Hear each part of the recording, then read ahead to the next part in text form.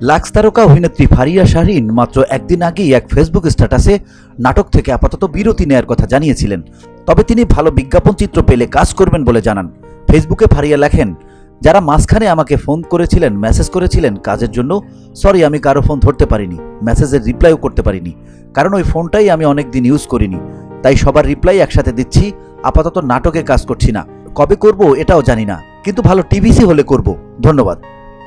অভিনেত্রীর নাটক থেকে বিরতি নেয়ার ঘোষণায় হতাশ হয়েছেন তার ভক্তরা।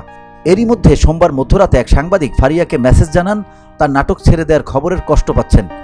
সেই সাংবাদিকের মেসেজ তুলে ধরে সোমবার দিবাগত রাতেই আবারও একটি স্ট্যাটাস দেন ফারিয়া শাহরিন, যেখানে তিনি জানান নাটক থেকে আপাতত বিরতি নিচ্ছেন, পুরোপুরি ছেড়ে দিচ্ছেন না।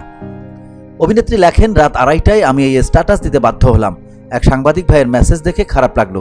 সে বলল আমি নাটক ছেড়ে দিচ্ছি, সেই খবরটি প্রকাশ করতে তার খুব কষ্ট হচ্ছে।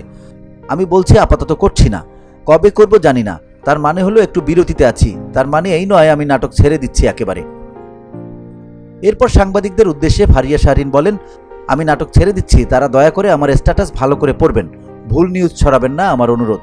প্রসঙ্গত 2007 সালে লাক্স চ্যানেল আই সুপারস্টার প্রতিযোগিতার মাধ্যমে ছবিজাঙ্গনে পথ চলার শুরু অভিনেত্রী ফারিয়া শাহরিনের।